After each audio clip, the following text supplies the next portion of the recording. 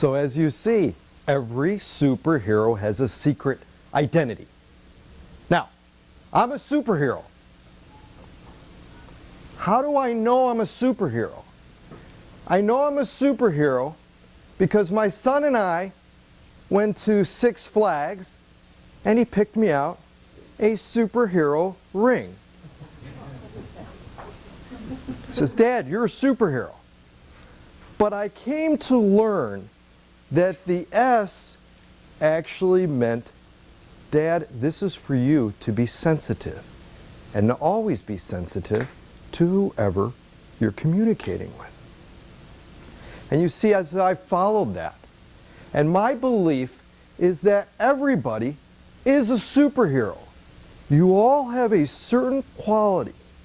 Some of you may not have found it, some of you may have mastered it, but my belief is everybody has it. And after speaking to thousands and interviewing tens of thousands of people, I could tell you everybody has that special quality. My goal today is to share with you stories, to also inspire you, to share with you secrets of superheroes, real superheroes. Also, this is interactive, so if anybody has any questions as we go along, feel free to ask. It's okay. Let's first talk about what superhero qualities are. Because whether you're inventing something, whether you're working for a company now, you all want to possess superhero qualities. Superheroes never give up.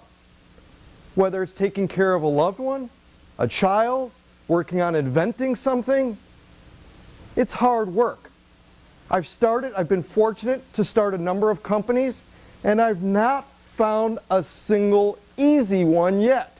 I don't think there's an easy job out there, let alone starting something. Getting the job done. If you say you're going to do something, do it.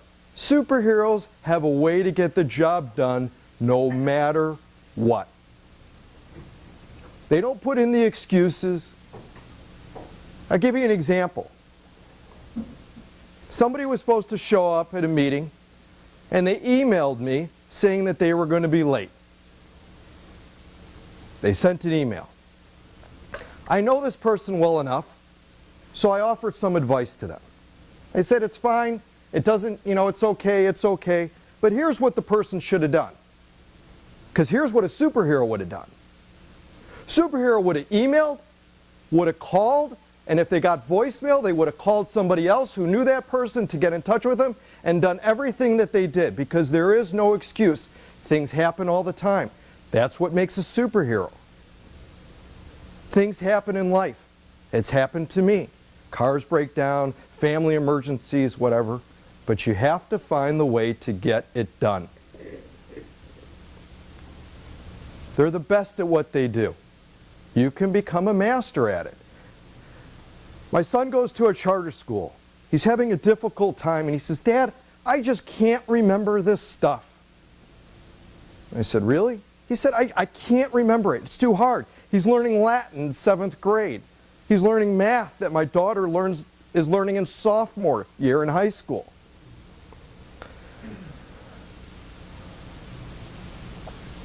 So you have a memory problem. Yep, just can't remember it.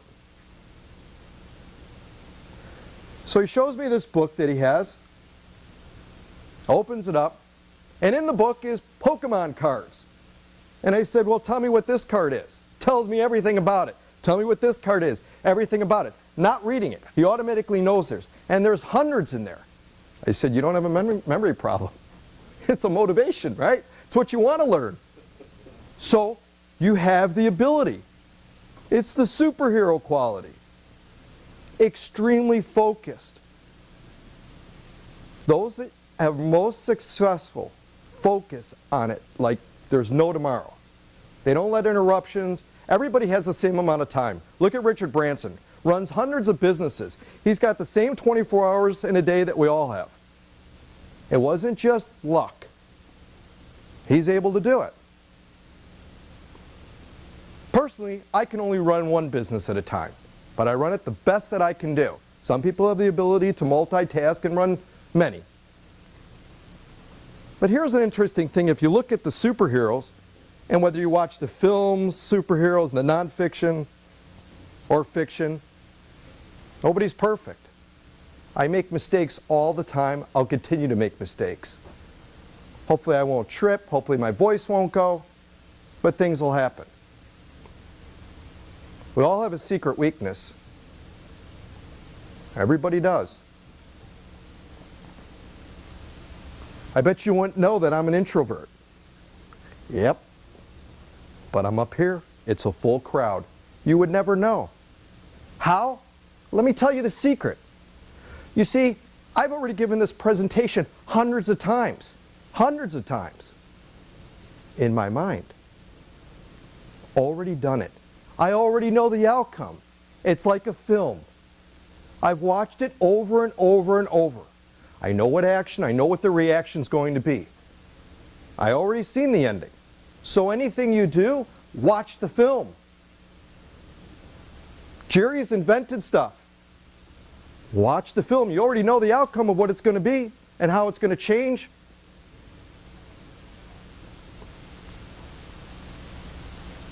What's great is superheroes, inventors, see things different. Take an idea, see things different. Good versus evil. When I put my son to bed, I'm the villain. I got to take off the ring, but I'm the villain. All right, let's talk about some other things. They don't seek to be the center of attention, but receive it. So what's interesting is if you see with heroes that are out there,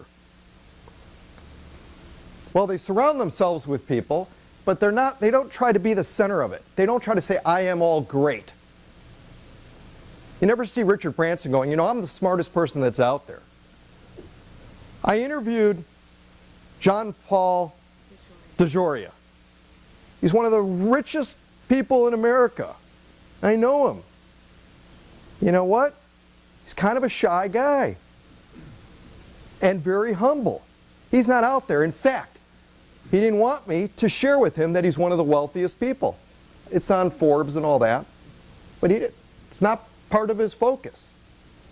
Interesting. He's not aiming to be on the list. This is a guy that was basically living on the streets, all right? He's the one that invented Patron liquor? Spirits. Yes, Patron spirits. Mm-hmm. John Paul Mitchell shampoo. Yeah. No, I did not get any samples, all right? Genuinely care for others. Helping others helps yourself.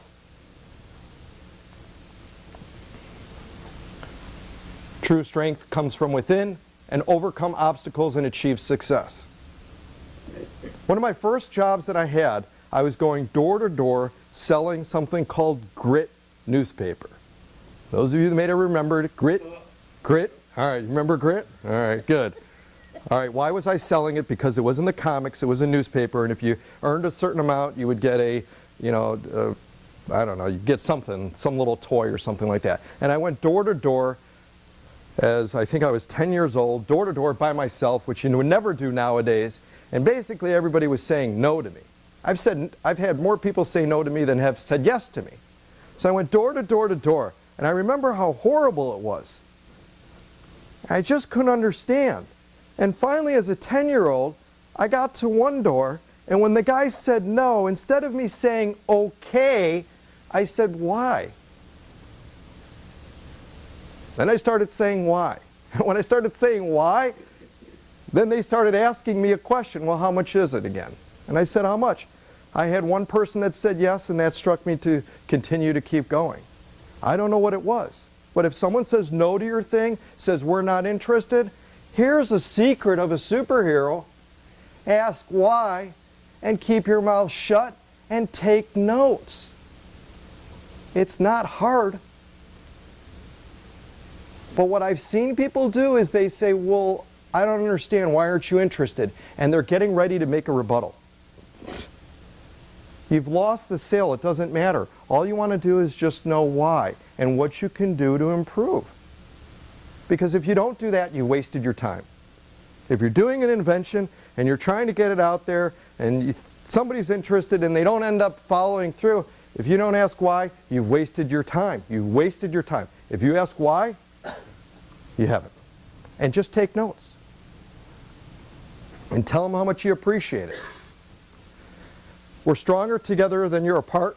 That's why you guys are part of the association, right? The Inventors Association, to collaborate, to be in the same boat. Now you may be at different parts of the boat. Some may be in the front more ahead of the game. Some in the back learning. But that's why you're part of the association, the Inventors Association. So make sure you stay with it, because working in a bubble sucks. I love this one. I've closed some deals, and I remember saying yes without even knowing how or what I even said yes to. All I knew is I said yes and figure it out afterwards. I went in there with full confidence. It didn't matter what they were going to say and offer. Yes. And then figure out a way to make it work. So once you get your invention going and somebody says, I'd like 10,000 of it, and you're like, oh my God, I don't know how to make more than 10, you say yes and you figure it out. Full confidence. You know, you've seen those commercials, right? Don't let them see you sweat. Put your game face on. That's what happened with athletes, performers.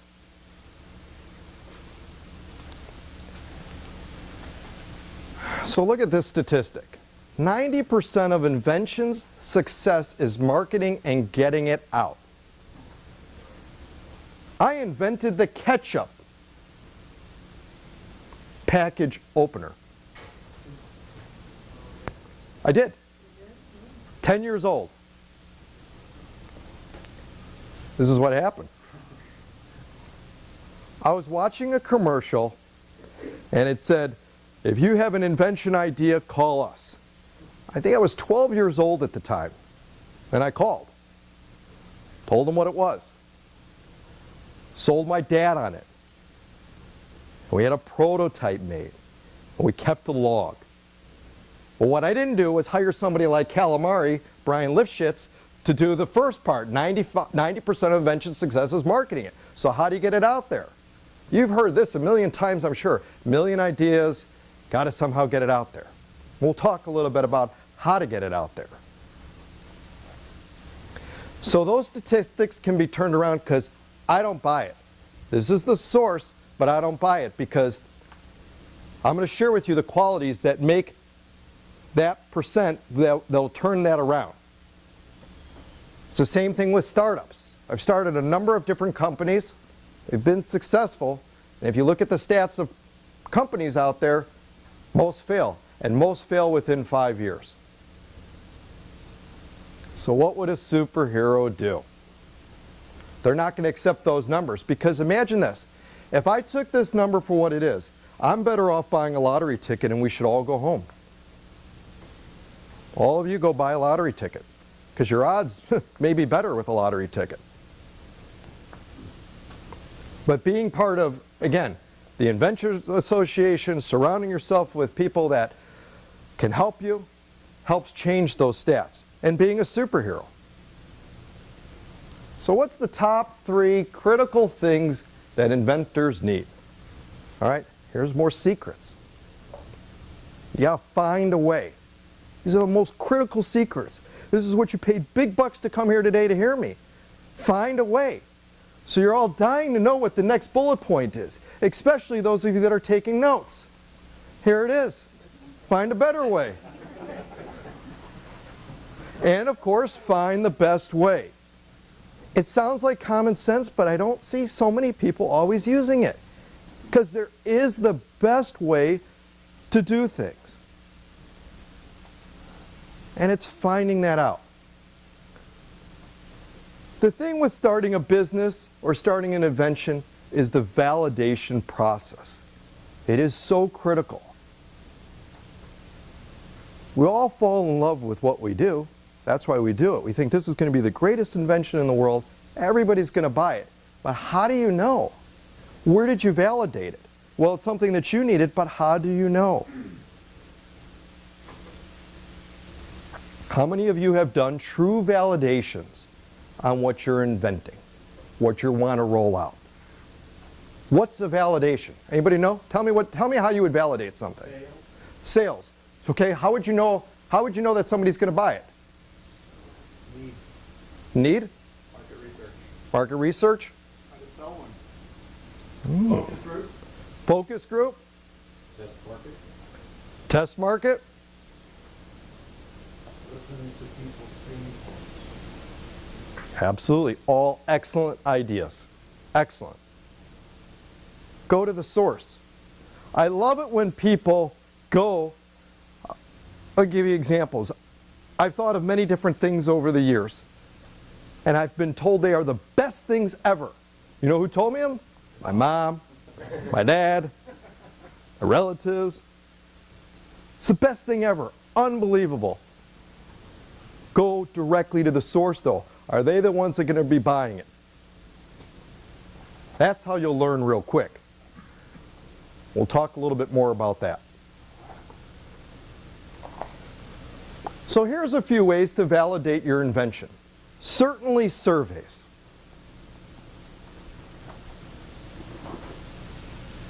Now what's interesting is the way in which you structure your surveys. You want to make them very short. If you can, make them open-ended. Make it easy for someone to do. I get sent surveys all the time now. Part of it is that I know so many people. And by the way, I'm not bragging about anything that I've done. My goal here is to share with you superhero stories to inspire you, because if I can do it in different areas, and I'll show you, you can too. I'm no smarter. My experiences is always surveys, is keep them short. I've had people send me surveys and it's been 1 page, 2 page. By the time I got to the 3rd page thing, I just clicked out. I just don't have the time. People don't have the time. If you can get 5 questions in, that's critical. The 5 most important questions. And maybe have one at the bottom that says comment. Anything else? Let me tell you how to do some surveys though. I recently did a survey on our radio show. We have a radio show. Now it's a national radio show. We interview many people that you would know, okay? And so we had this list of names. I asked some people about it, and they said, this name's great. We actually had a production crew, and they said, this name's great. Anybody know what Mechanical Turk is? Yes. You do? How many people have heard of Mechanical Turk? Raise your hand. 2 people. Ow. All right. Another secret. Mechanical Turk. Here's what it is. It allows you to create a survey. It's through Amazon. And Amazon has people that register with Amazon, tens of thousands, if not millions, that will fill out that survey for maybe a penny, maybe 2 cents, maybe 3 cents. In other words, they get paid to fill out the survey. And they'll go there and they'll read it and they'll do the survey. So what happened was, we posted 10 different company names. We used Mechanical Turk. I put the cap at 100 because I figure if I got 100 responses, it'd be okay. Within 1 hour, we reached 100 people who responded, different people, and we had the name that most represented our show. It was just one question. Which name, oh, I'm sorry, it was 1 through 10. Order number 1 through 10, with 1 being the best, of which represents heroes, etc., our entrepreneur show. Within an hour, we had the answer. Now, you know how many millions of dollars that cost? I think it was maybe $3. All right, and we had the answer within an hour. So don't waste your time going, well, let's email and I'll find some friends and we'll do it through Facebook and I'll spend all this time, all this money and energy of trying to get it out when you can get it out within an hour. You could do that too. On how much do you think somebody would pay for this? You got an invention, do a brief description so you're not telling exactly what it is, and say how much would you pay for it? Or better yet, would you buy it? Yes or no? How much would you pay for it? Fill in the blank. Pay people 2 or 3, 4 cents to fill it out, and you'll be done. And then you'll know. On the survey side, Helpful so far?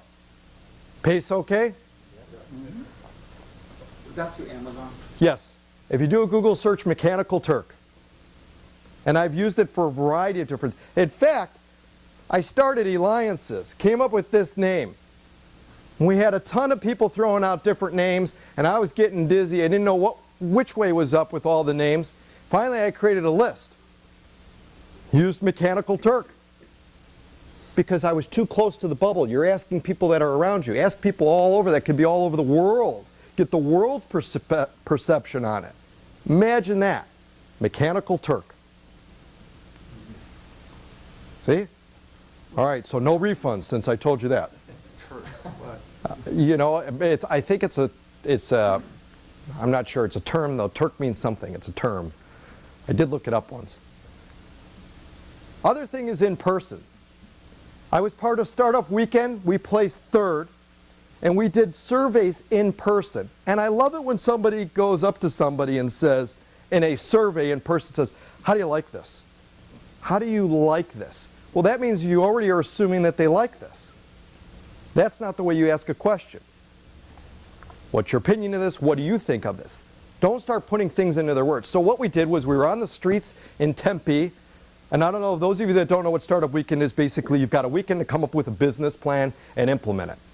And you get together with people that you don't know, things happen. We were on the streets in Tempe, I'm going up to people that I don't know, a little nervous, uncomfortable, and I'm asking them about what we're doing and asking them about their opinion about the app. Asking them in person. It's great. Because no better thing than to know if you're validating whether somebody's going to do something than by asking. Can't work in a bubble, can't work just at home going, okay, this is an amazing idea. Anybody know what don't unmask your identity is? What would that mean when you're asking somebody something in person? Don't tell me you're Superman. Right. Don't reveal, who said that? Me. Don't reveal your identity. Because if you go this, you know, let's say you're trying to do this, right? I'm trying to create this thing.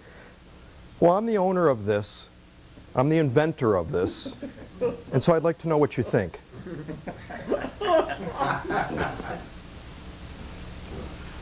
So don't unmask your identity. I represent, you know, I'm just part of a survey company and I'm here asking questions. I'm a nobody and I'm just here to ask. And you get the real thing. Just make sure you play your cool if they say, well, this part sucks, but this part's good. Don't get pissed. Just hold it in. Hold it in. Don't unmask your identity. We talked about proper wording in asking your questions. So never ask anything of a positive or a negative. Don't ask anything of, well, why do you think people wouldn't buy this? Or why do you think people would? Just ask questions of the general questions. What do you think? How much do you think someone would pay for this? Don't start giving them examples. Well, would you pay 5? Would you pay 10? You're already setting kind of that bar. Don't do it. This is if you want to be able to launch your product, company, or service. Why would I have eBay on here on how to validate something if maybe you haven't even created it yet? Oh, you guys are going to love this one. I started a company, made a living full-time selling on eBay. One of the ways in which I did it was I knew nothing about any product stuff, never had any real product experience. If I saw something that was available, I'd put it on eBay and see if anybody would buy it before. Get an idea of what the price range would be. Cancel. Now, let's turn off the mic here because I'm going against eBay's policy. I would cancel the auction before it ended so that I would know an idea of how many people were even interested and kind of an idea of the price range. So I used eBay as my marketing thing of, will people buy it? And if so, kind of what's the market on it? Just another hidden tool. So those of you that have been bidding on things on eBay and wondering why the person's been canceling it, it's not me anymore, I promise. So don't get mad at me. But they may be testing it. And testing to get a price point, which is kind of cool. And you got to play with it. You got to list it at different times and days to get a basis. But that helps. It really, really helped me. And it saved me a tremendous amount of what I could have ended up holding tons of goods and not really been able to sell. The other thing is to validate is to talk to vendors. Now, many of you are in the idea conception in that, but talking to vendors, talking to customers that are potentially buying it. The tricky thing is, of course, when you have an invention, is giving away too much of the secret, because you don't want to expose what the product is while you're trying to get everything there. But at the same time, you need to somewhat expose yourself. Right? With superheroes, everybody's always trying to find out who's behind the mask, what's their secret identity. And if you notice in the movies that are out there, always somebody ends up knowing. It's what happens. But find out from vendors. It would suck to have to work on something, inventing on something, and not being able to launch it. And what I'm trying to do is save you some steps of validating. And maybe it's launching it, but then making money off of it.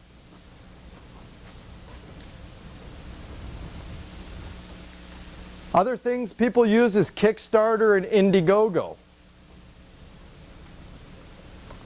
What you'll see in some of these cases, they're doing it as a test thing. They don't even plan on coming out with it. They're just trying to get a feel of the market. People know what Kickstarter is? Okay, Indiegogo. So it's a crowdfunding platform. It's basically, let's say that we had somebody that came into the studio and they have invented, and I could tell you because they've already launched it and all that, but they invented whiteboards that you stick onto any surface and you could reuse it. All right? So one of the things that you could do is on Kickstarter is see what kind of interest it's going to be. Even though you all may or may not already have it, but it's to get an idea. Get an idea of how many views, how many backers there are. Not so much how much money you're going to make per se, but just backers and interest. So people use Kickstarter for that. They have an idea and they're putting together a video and they're putting it up there to see what the interest is. What you're trying to do is save yourself a lot of time and agony of going, will people actually buy it? I love it. My mom loves it. My dad loves it. My brother loves it. My cousin loves it. But will people buy it? Everybody I ask, all my friends love it. It must be golden. I'm going to make $1 gazillion. Change the world. Some of these things, they're going to tell you. They're going to validate it for you. Okay, good so far? All right. Let me tell you a little bit about my background. It's a little unique because I've got experience both in the product industry and in the service industry. I've also been fortunate to work directly for some interesting companies, like IBM, where I did sales, Arthur Andersen, where I did consulting. That's no longer around. I wasn't part of Enron. I didn't do any of the shredding. But consulting company. Microsoft, so I worked for Microsoft. And grass always looks greener, so I was on the sales side. It looked like it was greener doing service, and you didn't have all the pressure. Service always looks like it's greener on the sales side, and so on. Loved it all, but it just gives you a little bit background about my experience. A little bit more is that I've consulted, worked for Fortune 500 companies, mid-size, worked with startups. What's the most fun? Well, here's the thing of what's the most fun is. I worked as a busboy, worked as a valet driver, grit. What's most fun? You make it most fun. Whatever job you're in, you have to find whatever it is that's going to make and motivate you to go and make it the most fun. If you're getting a paycheck, you're inventing, you're creating, you're going to work, you're working for someone, you have to find what that is. And maybe it's getting the paycheck. Maybe it's the opportunity to meet other people.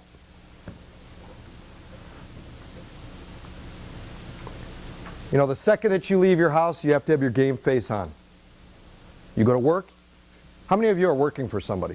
If you're working for somebody, raise your hand. So if I called your boss, what would they say? What they should say is that person is so excited to work here. You better be, because there's 20 other people, 30, 50 other people that want that job. So be as motivated and energetic as you can within your personality and be excited. So, all of these. And every single company I worked for, there was always somebody who complained. Complained about what they did. It's natural, I understand. But you got to find what's going to make it fun for you. And I certainly did. So I was in the product, was in the collectibles industry for a while. I was in the closeout and liquidation industry. In fact, I'll tell you a funny story about the collectibles industry. My son was, son or daughter, I don't know, they were maybe 6 months, 7 months old, and they were into Thomas the Train, all right? I got a hold of a liquidation of these, I don't know, thousands of Thomas the Train prints. And the price was so good, I'm like, I know I need to order them. I know I can make money off them. So I ordered them, they came, they're all really cool. I was like, wife said to me first thing is, okay, what are you going to do with that? We need to get those out. We only have so much room in the house. But I knew that I bought it at the right price. It didn't take me but a couple phone calls. I found a store in Florida right next to Disneyland, and they said they'll take them all. So I got it, boom, took it all, validated what I was doing, and took it from there. And built a millions of dollars company doing this, each one of these. Closeout, liquidation industry, I was in the electronics industry. The electronics industry, fun industry. What was cool about that, and again, part of this may be luck, I became a distributor for a Canadian stereo company. Right after I signed a contract with them to be a distributor in the US. Because on the internet, you know, you can be as big as you want to be, right? Nobody knows. Just got to change your voice when you answer the phone. All right, now put the mic back on. Right after I signed a contract with them, they were written up in Stereo Magazine as being one of the top mid-range speakers. Orders flooded in. High-end fashion and accessories. Funny, interesting business how I got into that business. These are all separate businesses, by the way. I got into that business because my wife likes handbags. And she'd like get these, you know, nice handbags, and I was like, huh. Then I did some research and I found out on the internet one of the most searched words by women, and she's smiling back there, it's like, yeah, is handbags. Then I became one of the largest sellers to an online company out there that you have all heard of. One of the largest seller of handbags and accessories. And I knew nothing about the industry, let alone what I think. Now I've kept a couple items. I kept this item, but rarely did I, a Gucci belt. And I'm kind of feeling even a little out of place wearing a Gucci belt. But we did high-end stuff. Gucci, Prada, Fendi. So what? All right, baby says so what, so let's keep going. So how much experience did I have in each of these? Must have gone through a lot of training and everything. All right, well, I was in the healthcare business. That was the last business that I exited. I did that for a while. I sold that company 3 years ago. I had zero experience before going into it. And I said to myself, when I was younger and I graduated college, I'll never go into the healthcare field. I don't like going to hospitals, doctors, getting shots or anything. I ended up going to the healthcare service. I don't like going shopping. My mom used to take me shopping all the time. I hate going shopping. I ended up going into the shopping industry for clothing and accessories. I couldn't wait to graduate and finish grad school, so I'll never go into the education arena. Literally. Ended up going into the education field, liquidation field. And then I started a community of entrepreneurs called Alliances. Never would go into networking, and it's not a networking group, but it's kind of based off of what some would consider networking, and I said I'll never do networking. So here's the other secret of a superhero. Be flexible. Be open. You never know where the path is going to go. You never know who you might meet that may take you down that path, but you have to be open. Can't be like a horse. What do the horses have on each thing, right? They have these things so that they don't, right? They stay focused so that they see what's right in front of them. You can't have that. It has to be open. That would be blinders. Blinders, okay, thank you. It's a horse trader. Not really. So I had a big fat zero of experience with that. No formal training in any of it. I'm going to share more secrets of how. So here's some businesses, all started from scratch: healthcare, education, consulting, community organization. Some people actually say that, right? So why are you telling me this? But you got to be open. If you're open to learning, open to know, you'll be successful. You will be. One of the things is that when I drove around with my dad, and I remember this, you remember things later on in life. Drove around with my dad, he would always have these tapes in his car listening to motivational things. And I was in the back, bored out of my mind. I couldn't stand it. Couldn't stand it. And he would listen to these things. Listen to them all the time. But it helps. It helps when you get older. Those tapes, do what's going to do that's motivating you. Just like you're going to work and working for someone, what's going to get you out of bed? Maybe listening to something on the way that you enjoy in the car. Don't look at it as a complaining of being in the car. When I went to go work for one of these companies, I think it might have been Arthur Andersen or IBM, one of them, maybe Microsoft, one of the first questions they would ask someone is how was your ride over here? And if the person said, oh, there was, a lot of traffic and stuff, automatically disqualified. I didn't know that till afterwards. Some things about funding of companies that I did, I never used any angel funds. And anybody who ever says, well, I needed more money to do this, needed more things to do that, you know what? Find a way, find a better way, find the best way. Because you can't use it as the excuse. We all need more money for whatever project it is. We all need more time. Never took out a traditional loan, never had friends invest. So how did I do it? Well, I did it with credit cards, all right, non-traditional. The reason why I never did it with friends, and my dad always said to me, he says, if you need some money to start something, I'll help you. I didn't do it because I was scared. I was scared to death to take money from family. Because I knew that it would always be on their mind, and they'd always be asking, well, how's things going at work? And then I couldn't really express to them, right? Because then they're thinking, oh my God, I gave them whatever it is that they would have given. I couldn't have that be on my mind. So I did credit cards. I figured it's okay, better to have a credit card companies coming after me and, credit score go bad or whatever it may be. It's a lot better for me.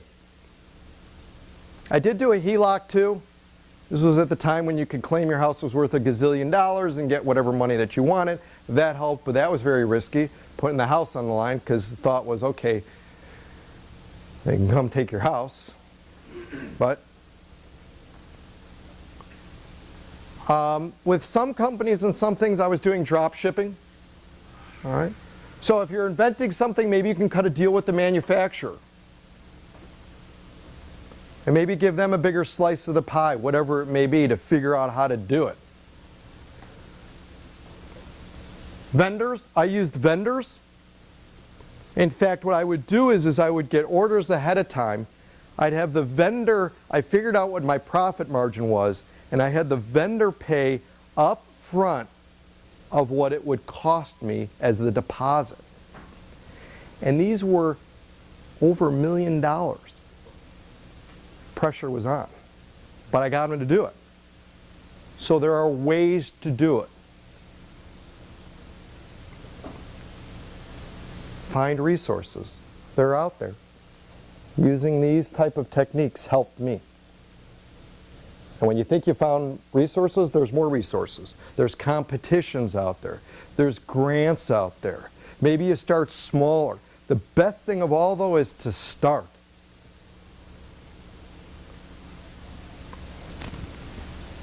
I interviewed the guy that created the He bought the rights for Teenage Mutant Ninja Turtles movie. He's actually a good friend of mine. He's also started a yo-yo company when he was younger. He started a magazine that became the largest children's magazine out there. And so, of course, I asked him, and I go, how did you come up with all those ideas? I'm waiting for the golden answer. What's the golden answer? And here's what he said. He said, you know, when you're out with your buddies and they're talking about going, hey, that would be a great idea, you know, if somebody did that. He said, all I do is just take the idea and run with it.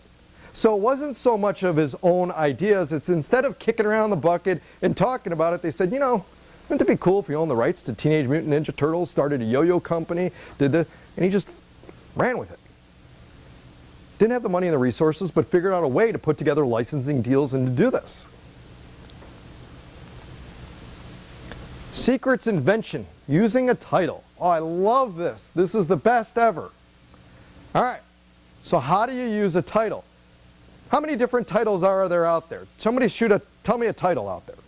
A title of what somebody uses at work. They can use, I'll give you a hint. CEO is one. What's another one? Founder. Okay. CMO, CIO. C3PO. Some people will use that. Owner, founder, good. You win one of the stars. Director, marketing executive, general employee, janitor. What titles can you use? Well, here's the thing. When I was calling on hospitals, by the way, are very big, healthcare field, very big on titles. And I was the owner of the company. I was the owner of the company. What I would always go in is I would ask for their business card, and whatever their title was on their business card, I told them that's what I was. Instant Bond. Because if I went in there and said, well, I'm the owner, I'm the founder, I'm the inventor of it. If you're trying to sell it, trying to do it, right, it creates that. What's great about the internet, websites and all that, you can be as big as you want. You can be as small as you want. It's not lying because I did all of those roles all the time.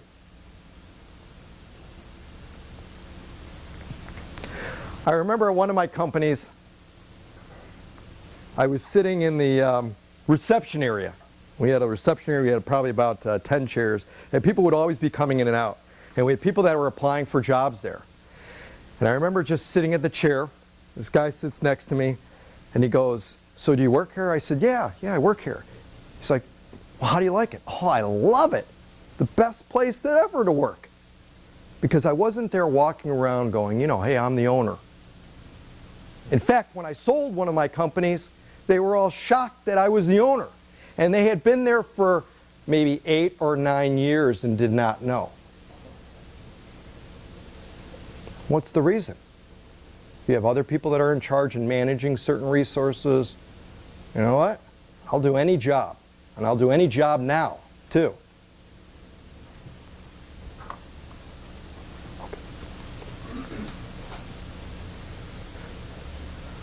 Why would I have this on here? Anybody know?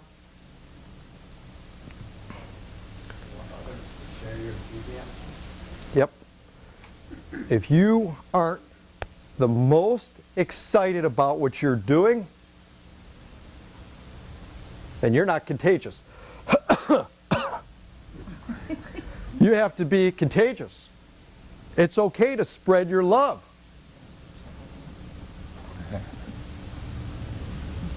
You should be the most excited about whatever you're doing. And I'm not saying that there's not hardship and there's not frustration and there's not things like deaths in families and sickness and other things, because we all go through that. No superhero is immune to that. But when you're out there, you have to have the game face on. You have to be the most contagious. I was in a meeting, I remember, and it was an executive meeting. There were all these big shots going around, and they're all, you know, saying kind of what they do and stuff. And then it got to me. And I said what I did. And after I said what I did, they were going back around the table, and they get to this one guy, and they ask him what he does. And instead of him saying what he does, he says, I got to meet that guy. And he pointed to me. Not because I was the smartest one in the room, but because I was the most excited one in the room. That's all. It's being happy. It's not being phony. You have to sincerely believe what it is. So think of happy thoughts, whatever that may be, wherever that may be, and have that consume you. And things come your way. They come. People want to be by you. I would always tell my staff, I said, this was especially, well, in most of the fields that I was in, never try to up yourself with someone. So someone would say, you know, my daughter's, you know, sick. And the other person would say, oh, I'm so sorry to hear that. My cousin's sick too. What does your daughter have?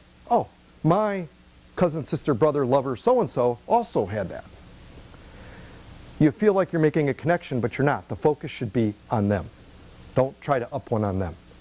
Be concerned about them. Remember that was one of the superhero qualities at the beginning? Being laser focused on them.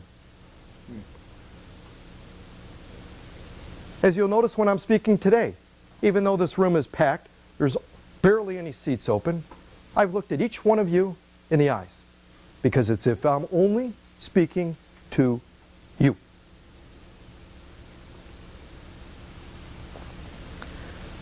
Talked about those things.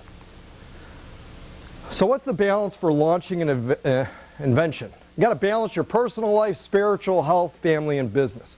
You've heard this a million times, right? You want to launch something, you should have a perfect balance of it. Make sure you care for your family, your own health.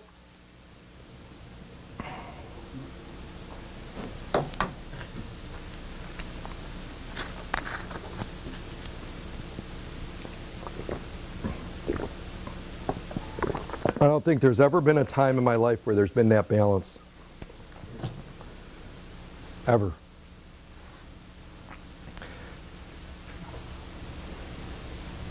I haven't been able to find it. That's the reality for me. That's why this quote's here. Because here's the thing.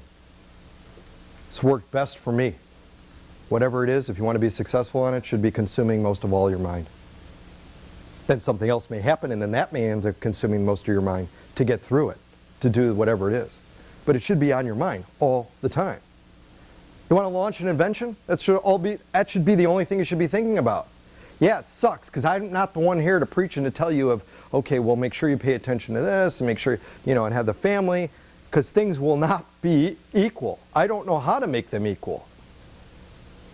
I worked for IBM, and I never forget, guy I was working with said to me, isn't this the best job? 5 o'clock, we go home, and I don't have to do any work. This is the best job. And I'm thinking, do we both work at the same company and have the same job? Why is it on my mind the entire night? So yeah, 5 o'clock I go and I'm done. I think if you look where we're both at today on a career side, is different. Not without hard work. So everything you see and do is work related, if you want to do work. If you want to be the best spiritual, I think that has to be on your mind. That's just, these are things that are for me. And, you know, not everybody may agree, and that's okay. Dream. This is what my daughter does. She puts a note under her pillow. She does it because, you know what, her focus is on school. What's on her mind 90% of the time? Tests. School nowadays is harder than anything. She puts notes under her pillow. I read one of the notes once, I brought it to a meeting, and it said, I'm going to get an A, and it was whatever test. They say, right, put the worries, write it down, put it under. It works. Try it. The way that we live now, too, in society is What I found is people want an answer immediately. If you're trying to sell, market, or do anything, it's immediate answers. I remember there being emails, there's been a number of articles about that. Somebody emailed and said, well, you didn't get back to me in 15 minutes. It was 15 minutes later. You didn't get back to me. I already went to someone else. People want answers. In fact, Facebook, right? Those of you that are on Facebook, it measures your response time. It says like average response time people do is like 15 to 20 minutes that they're checking Facebook, replying to things. People want answers now. So what I try to do is I check my email all the time, and I email back and I say, I got your email, let me work on it, I'm working on whatever it is, and I'll get you an answer a little bit later. People want responses, and guess what? They want it 24 hours a day. Glue. Have you received emails from me in the middle of the night? Yes, I have. 1 o'clock, 2 o'clock, 12 o'clock, 3 o'clock, doesn't matter what time, where, day? What if it's a holiday for me? Still get email. Did you get email from me in the middle of the night? Just kidding. There were two times in my life that I did not respond to emails, and that's when my 2 children were being born. That was the only time. I'm not saying this is healthy. What I'm telling you, though, is that it's worked. And people talk about it. Because it shows that I care, that their email is important, that I want to respond.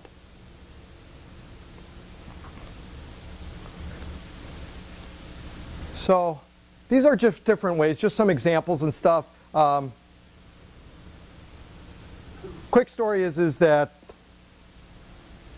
I was trying to get on this list, and the list was closed, and you couldn't get on the list because they already had their list, and they didn't want anybody else on it, and it was a referral list. So maybe you're trying to sell a product or a service, you have an invention, you're trying to get on it, and they say, we already have our list, we don't need anybody else.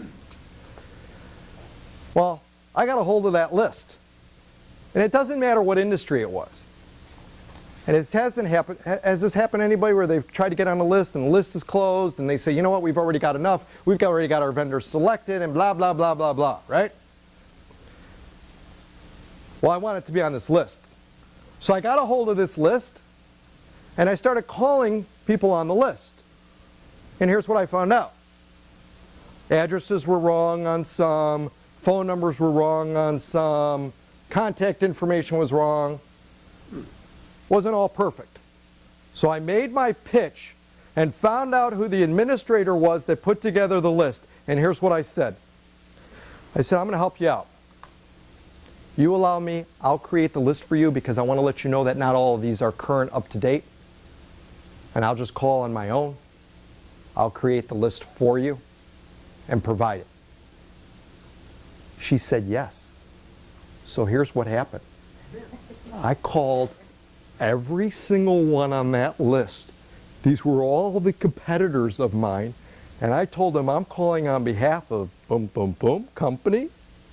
Every single owner took my call, and I'm the one that put together the master list. Now, when I submitted it to them, I included my own, and I said, oh, by the way, I wanted to also, I made it, I disclosed it, that I put my information on there too, just as another source and stuff too. They were thrilled. They had never had a clean list in I don't know how long. And every single competitor knew who I was. Now, they didn't know my role or anything of that, but I knew things that were going on. That was a miracle. It really was a miracle. And I got on the list after all that. But here's the thing. Figure out a way to make their job easier. They didn't have the time or the resources. Nobody else would have done that. I took on the project. It did take some time. All right, I'll tell you one more secret that's part of that too. This is the $1 million secret. I kid you not. Should I tell this secret? What's your secret? All right. I don't know. So one of the phone numbers that I called went to one of the leading people, but it was the wrong number. But it was on the list. They had gone out of business, whatever it was, and this other person had the phone number and it went to their cell. You know where I'm going with this story? So it was all over the internet, this phone number. People were still calling, and the guy says, yeah, I keep getting these calls. What did I do? You bought that number. Yep. I got the number. I bought the number. And I had to be really cool about it so the guy wouldn't charge me $1 gazillion for it. And I was like, you know, those are my favorite numbers. Those are my favorite digits and so on. And let me tell you though, it was a huge project because we got to the store. I met him at the store. I'll never forget this. I think it was the AT&T store. And we had to go through like this whole process. And I said, let me give you the cash outside. And we had to go through this whole thing. I felt like I was doing this major drug deal just trying to get a phone number. I had to get the plan, but it didn't matter what it was. Yes? I buy my competitors' phone numbers all the time when they go out of business. See? One of the smartest guys in the room. Because they call up and they go, I'm a chimney sweep by profession. They go, oh, is this blah, blah, blah company? I go, no, but I still do the same type of work. Done.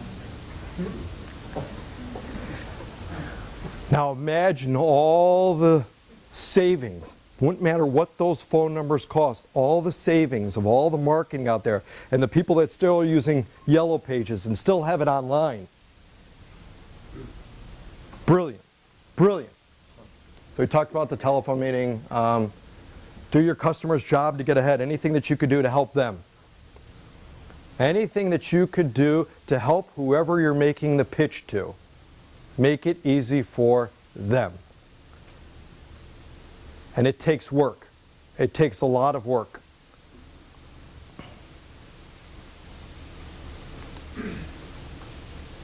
All right, so what happens when you don't follow your lawyer's advice? So let's say, for example, you've got a product, you're ready to launch it, you're ready to sign the deal, and they're beating you up about price. It always happens. They're going to beat you up about price. Won't matter what the price is. Right? They're always going to beat you up about price. Well, first of all, always read the contract. I always tell my kids when you're reading a contract, what part do I tell them to start with on a contract? Wayne, you should know this. What part do I tell them to start on? No. Speak a little louder. That's right. Yep. That's right. I taught my kids that. Go to the small print first. That's the most important.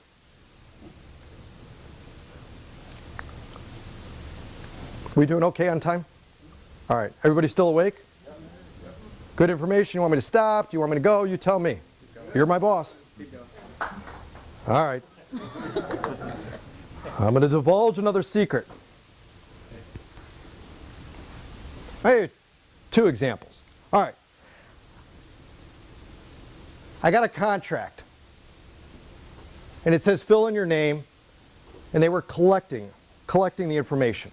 And it was for a bid. And they told me that, you know, it said fill out your name, sign at the bottom, put your address, EIN number and all that. And then there was a space that opened, says how much you're going to charge per hour. So I sent it in to them, I signed the contract, and I didn't fill that part in.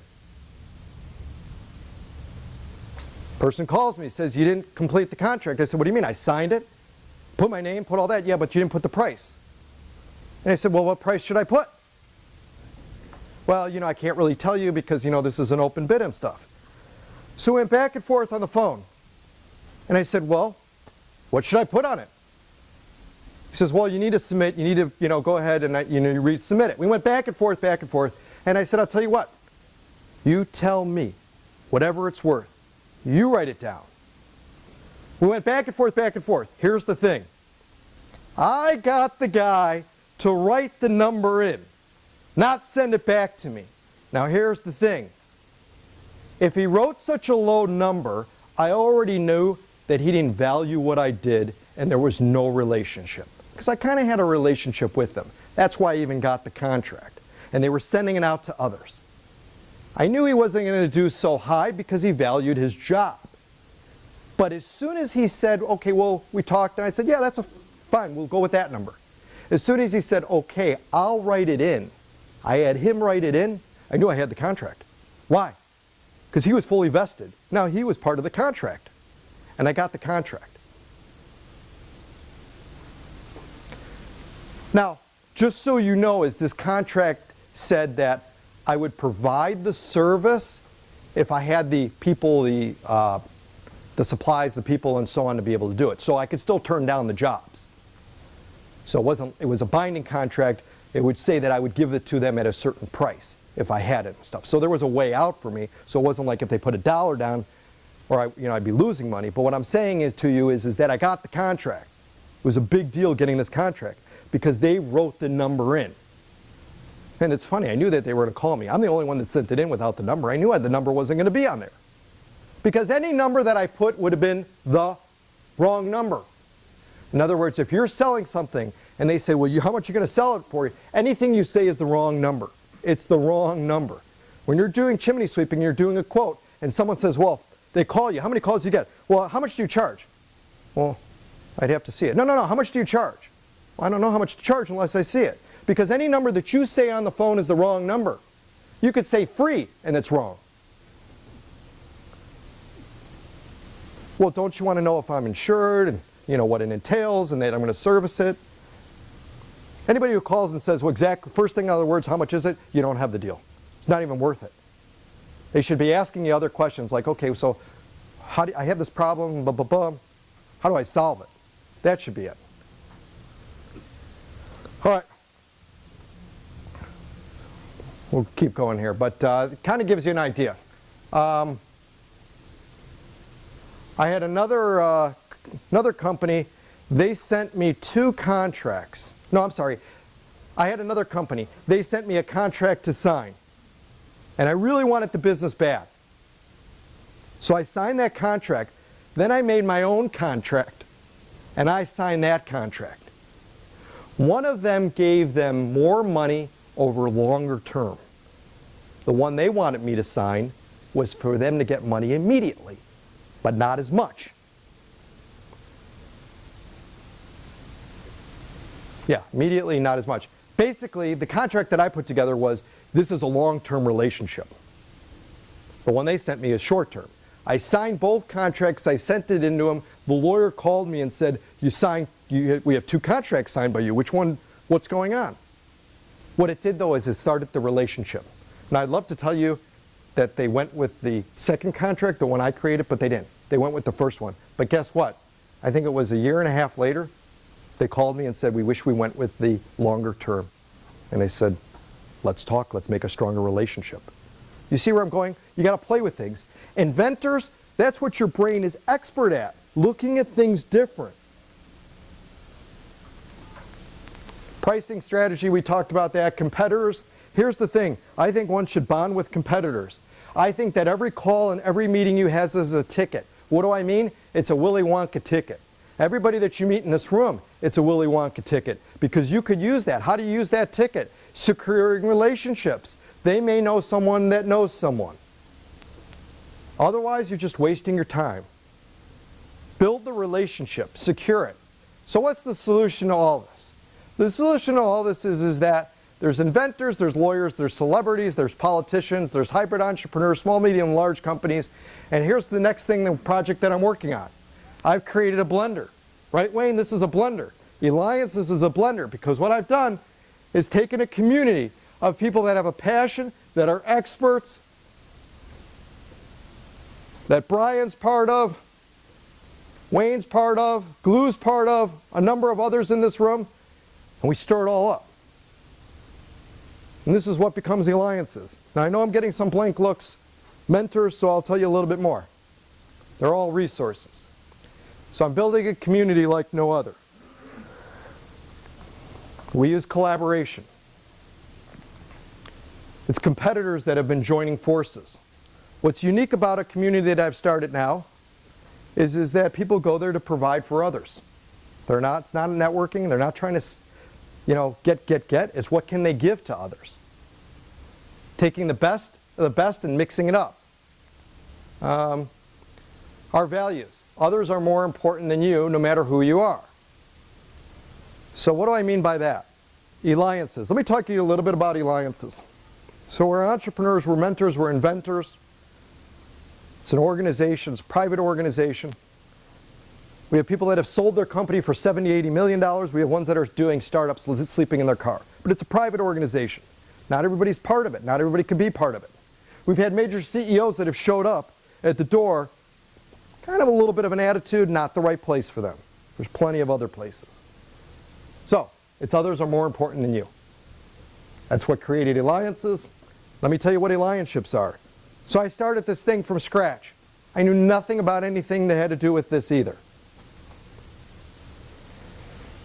So here's what I mean by proving it. I got a contract with ASU SkySong. They're a partner. Pretty cool, pretty big deal. We're housed at ASU SkySong. We're with the Phoenix Suns. We have a private suite at the Phoenix Suns. Kind of unheard of. Again, who am I? I've never called, never gone. Haven't gone to ASU. Remember, I wanted to stay out of education. Now we're back on campus. Phoenix Suns, Money Radio. So we created a show, Money Radio.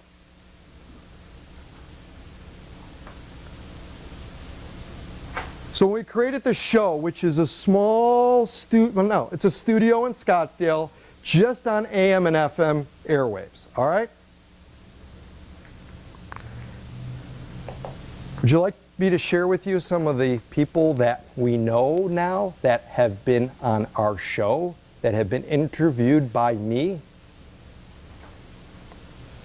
Founder of the North Face, Senator John McCain, CEO of Yum Brands, which is KFC, Taco Bell, and Pizza Hut. Last week, our show featured President of the United Nations, Moshe Lugovof. Yesterday, we interviewed James Carville, who was in town. So that was actually in person that we did that one. Some other ones. Cast of Happy Days, Yeah, Samuel Rosie. Adams, many founders, inventors, creators that are out there. Dippin' Dots, the inventor of a Dippin' Dots who came to our grand table. Here's my point to you. I'm not bragging to you. I am no celebrity, but yet all are coming. We're filling our airwaves. We're creating relationships with them. Getting the President of the United Nations. I'm not bragging. It's not a political show. What I'm telling you and what I'm proving to you is that if I'm able to do it and I got no radio experience, no real interviewing experience, I don't even know enough of what the United Nations or any of these companies really do in depth, and they're coming on the air. They're not being paid to come on the air. This isn't a national show. And we've secured a contract with the radio station. So what I'm telling you is whatever you're working on, it could be done. Trade Source, another relationship that we have. Phoenix Business Journal. Can you imagine? We're in the Phoenix Business Journal every week, we being those that are part of alliances. Now, your question should be, well, how do you even do it? All right, I used to listen to Money Radio every day going to work. Took me an hour to get to work, back and forth. All day I'd listen to Money Radio. I became a customer of some of those that were on the air. And I'm like, God, that's interesting. Little did I know years later, I'd be actually on the show. Reading the Business Journal. I'll tell you a little story about this, how this relationship came to be. I gotta mute it. All right. I met with the owner of Money Radio. And I'm nervous as can be because I'm like, hey, this guy owns the radio station. And here's what he said. I said, you know, I think I need a show here to get exposure and stuff. He's like, no, you could pay for it. But what radio experience do you have? None. Well, who are you going to bring in? I don't know. And this was starting from like day one. So there really was nothing. Well, who do you know? Nobody.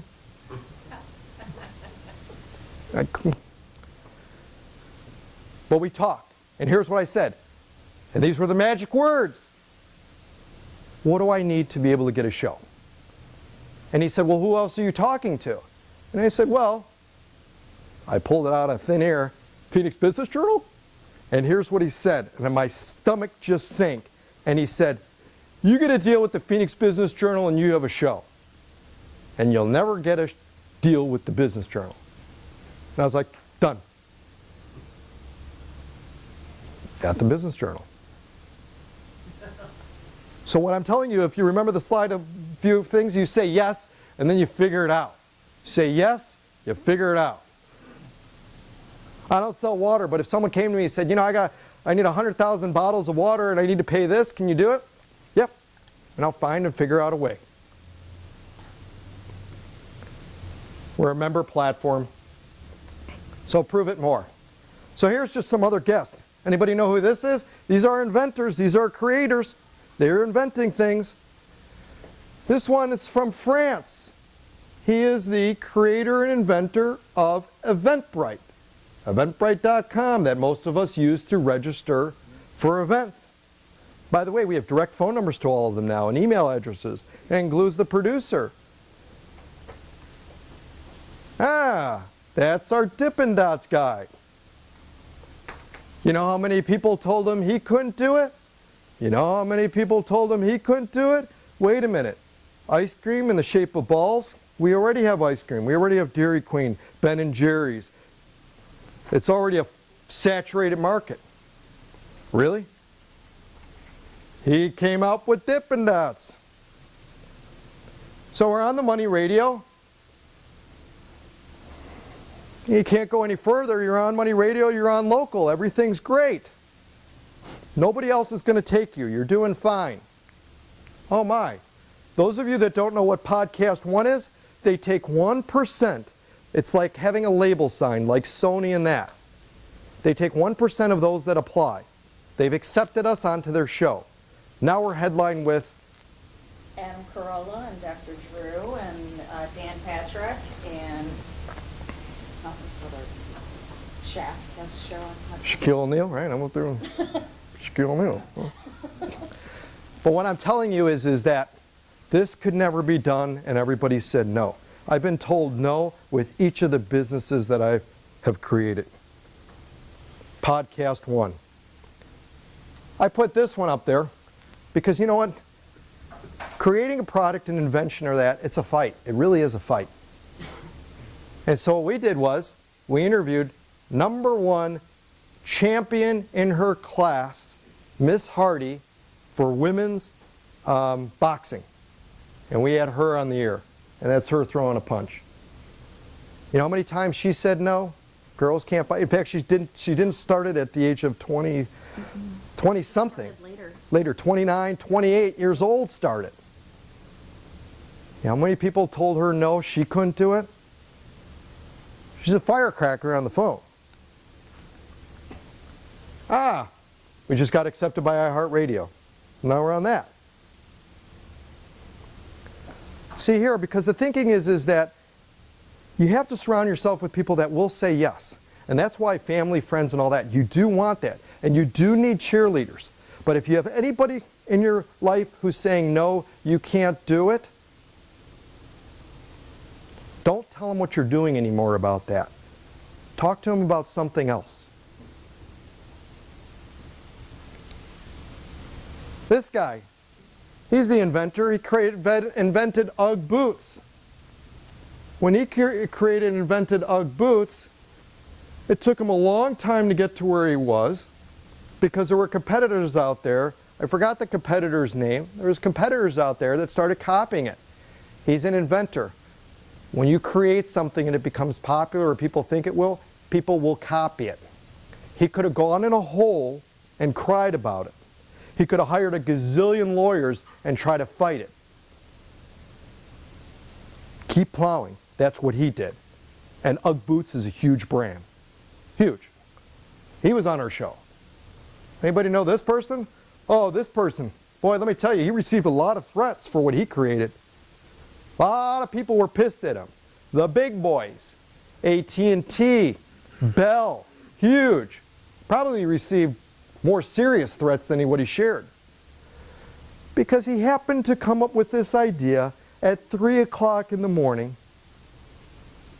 And the idea was freeconferencecall.com.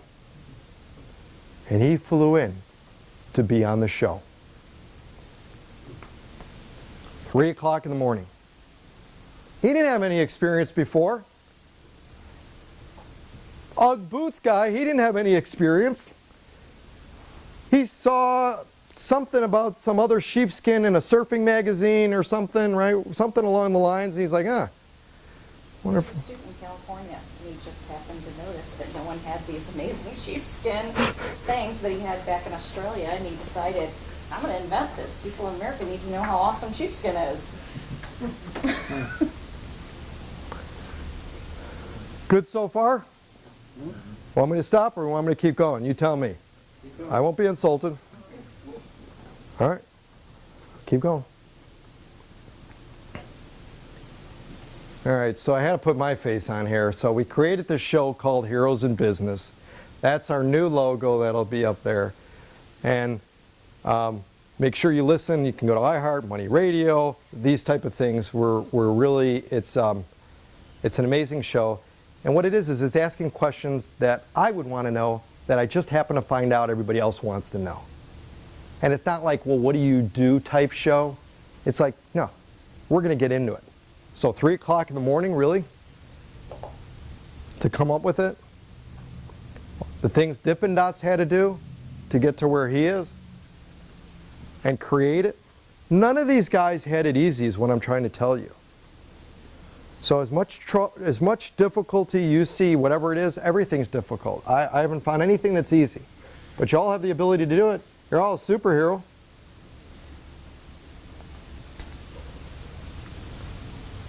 I could tell you a lot more stories, but we've been an hour and 15 minutes, hour and 16 minutes. So let's talk. Questions that you may have. Could be questions about anything. Meaning in life. Whatever you want questions on. Not that I may have the answer to it, but feel free to ask me anything. Yes? How do I get on the show? Great question. We do have a form for that, and Glue could supply a link for that. So great. Very good. Very good. Give me your business card. Yeah. Absolutely. Because if you don't ask, you don't know. I'll tell you something funny about not asking and stuff. Again, this is not political, and I'm not a political thing or anything like that. I happen to hear that one of the presidents were candidates for presidency was coming to Arizona, and we just happened to fill out media forms and got approved. I'm like, what? We got approved? We're nobody.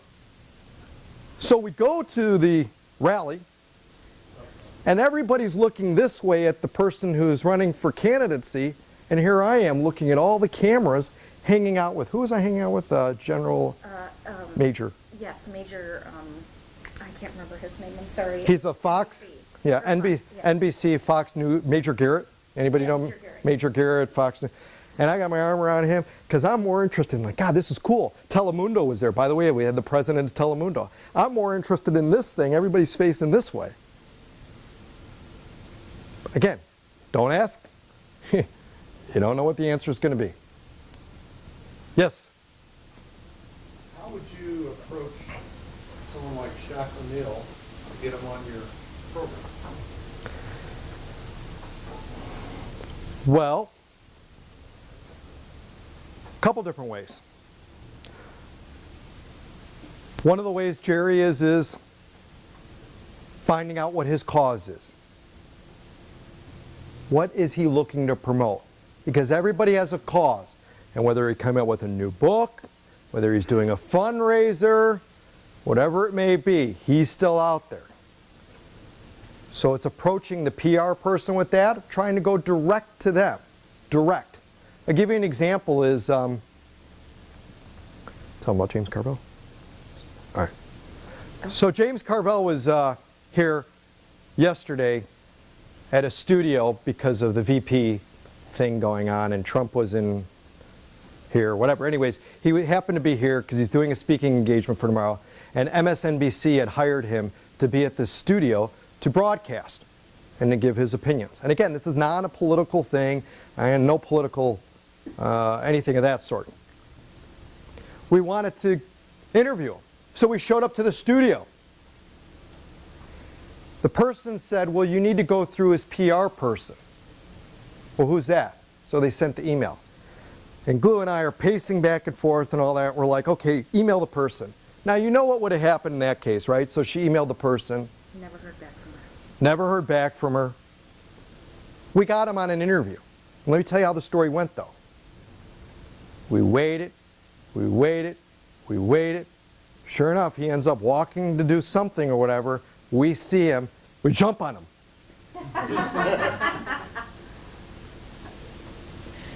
That's how we got him. But it gets better, Jerry.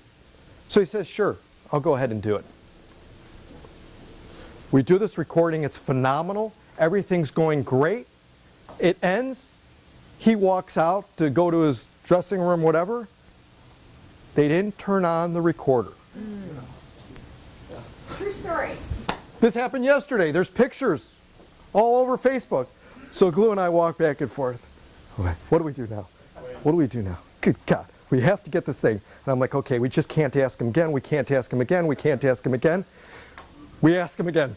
She asks him again. He says, okay. So we go through the whole thing again. I thought we were like on one of those, blooper reality shows. Okay, it didn't record again. Ask him again. See how many times you can get this going. But here's the thing. We developed more of a relationship. We really did. Give you another example is that one will always make errors. We had a grand table. And so we have different people that are part of alliances. And we happen to have one of the top politicians in the valley. They're part of alliances. And we're going around, we're introducing everybody. I forget to introduce him. Out of all people in the room, I forget to introduce him. That would be like us going around, and me forget to introduce somebody. It's horrible. We end up, everybody leaves. I didn't find that out till the end. So now I'm calling and I'm panicking and going, oh my gosh, I'm going to get audited now and everything. Who knows what's going to happen? So I'm doing everything to track him down. Finally, he calls me up, and the first thing I say is I'm human, I apologize, I can't believe this happened, you're the most important person, so on and so on. We must have talked for probably about 30 minutes. The relationship went from very this to this. I'm not going to share with you the name because it doesn't matter. All of you would know who it is. The point being is that weird things happen. And if I didn't do everything in my power to try and solve it, and here's the thing. Remember I told you the story about the person who was running late, and so they just sent an email?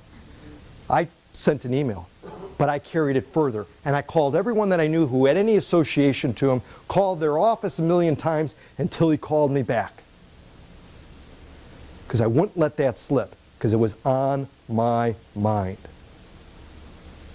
And because I'm sensitive. And it's being sensitive to others. Great question. Any other questions?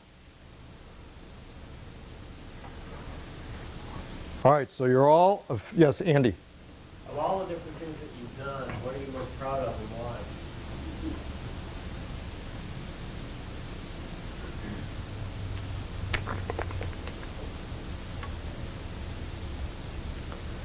I started a healthcare company, and it took care of the convalescent and disabled.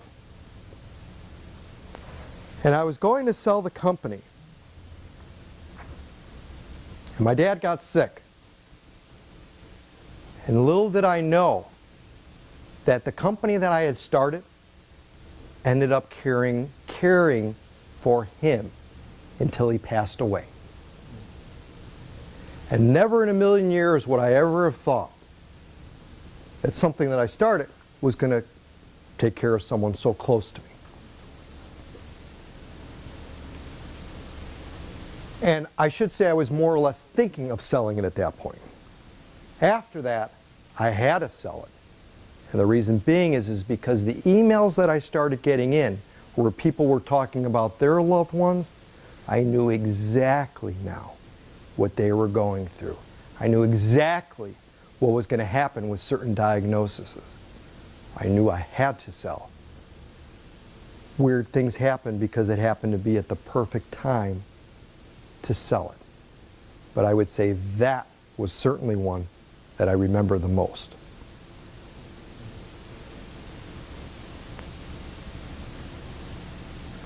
Wayne. Will you ever retire? I need to work because it gives me a sense of meaning. And it wouldn't matter what I was doing. I have to. And I have to be constantly working.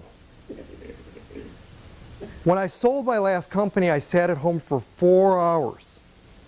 And I was ready to blow my brains out. I have to. I don't know any other way to do it. I'm not one to be able to relax. I can't even sit through movies now. It gives a sense of purpose. And so with Alliances, which you see there, and if you can go to alliances.com and check us out, the whole thing is supporting those that are part of it. And I enjoy doing these things that I'm doing now, sharing with you things, sharing with you the superpowers. Great question. All right. Final questions? Well, thank you again. Thank you to the Inventors Association. Thank you to Calamari. He's our nickname, Calamari. Calamari. I call him Calamari. Thank you to Andy. Thank you, Wayne. Thank you to all of you and stuff for that, for the opportunity really to share with you a passion that I have, and a passion is to help others. So thank you. Thank you very much.